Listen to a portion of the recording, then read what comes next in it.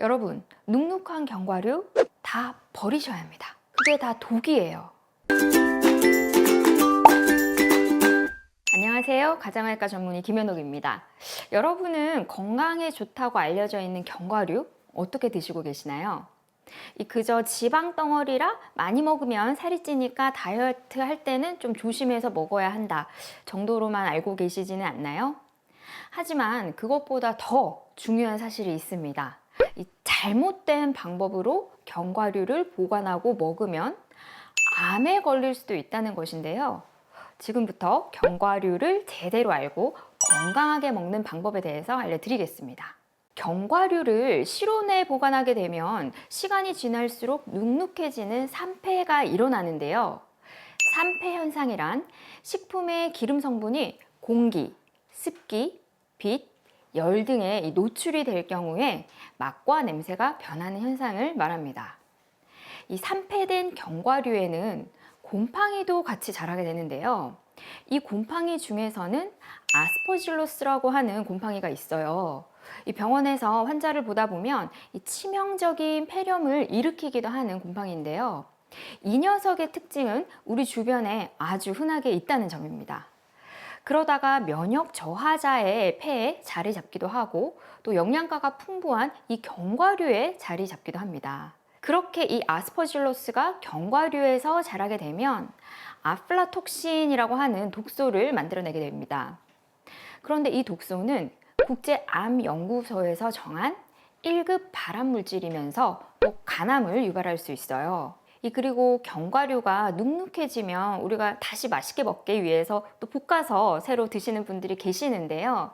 이 견과류 다시 볶으면 바삭해지기는 하지만 여전히 산패가 진행된 상태이기 때문에 견과류 속의 독소는 사라지지 않습니다.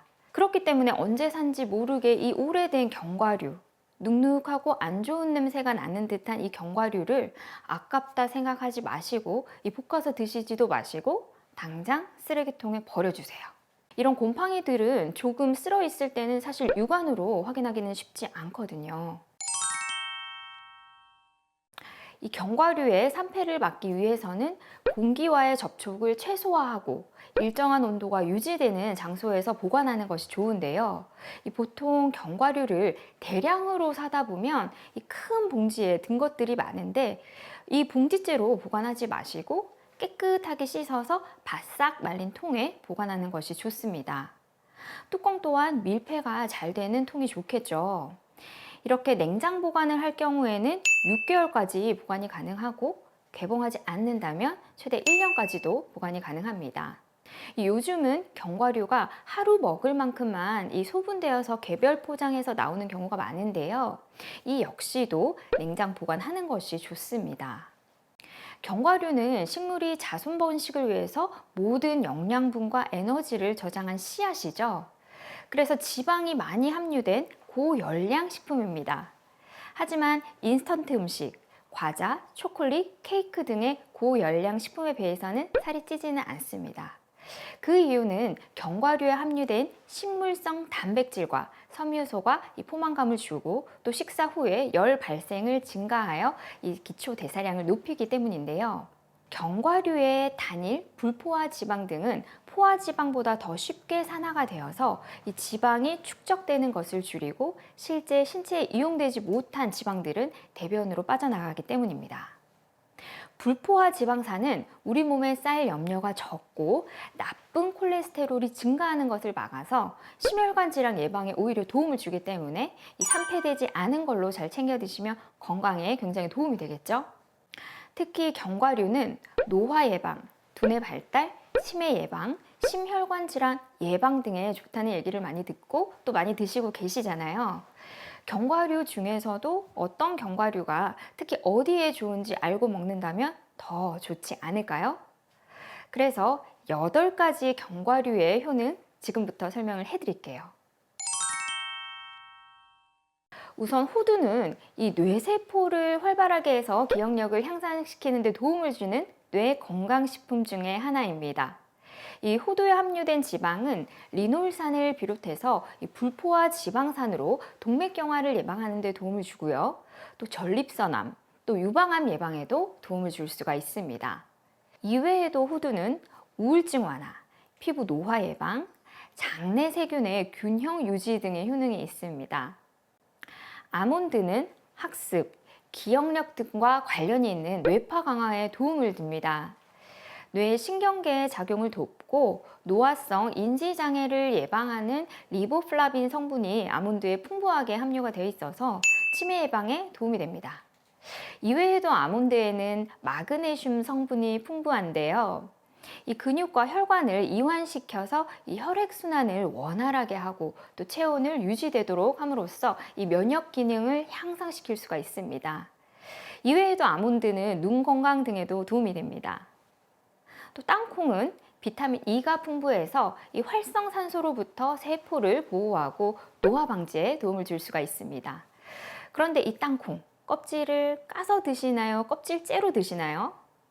이 땅콩 껍질에 함유된 루테올린이라고 하는 영양소는 항산화 물질 중에 하나로 치매를 유발하는 단백질을 감소시킬 수가 있고요. 뇌의 염증 또한 감소시킬 수가 있습니다. 그렇기 때문에 땅콩은 껍질째 먹는 것이 좋다고 합니다. 브라질 너트는 브라질 등의 이 남미 지역에서 자라는 견과류인데요. 강력한 항산화 미네랄인 셀레늄이 풍부하기로 유명합니다. 이 브라질 너트에 함유된 셀레늄은 이 암세포를 없애는 데 도움을 주는 성분인데요.